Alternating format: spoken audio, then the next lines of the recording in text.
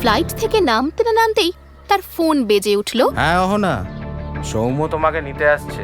ও এয়ারপোর্টে গিয়েছে, ওর সঙ্গে তুমি সোজা বাড়ি চলে এসো। সৌম্য আমাকে নিতে আসছে? কেন? এখানে এসে তোমাকে দুটো পেপারে সই করতে হবে, একটা ডিভোর্স পেপার আর একটা... থাক, আগে তুমি এসো, তারপর বল।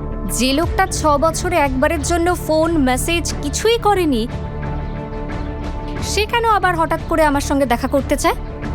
কি এমন কথা আছে তোমার যা ফোনে বলা যায় না? আচ্ছা তুমি আগে বাড়িতে এসো, পরে আমি তোমাকে সবকিছু খুলে বলবো। কথাটা শুনে অহনা নানা রকম ভাবতে শুরু করে। সৌম্য নামটা যেন তাকে আবার আতঙ্কিত করতে থাকে। তার পুরনো ভয় তাকে আবার ঘিরে ধরে। মনে প্রশ্নেরা ভিড় করছে। সৌম্য আমাকে নিতে আসছে?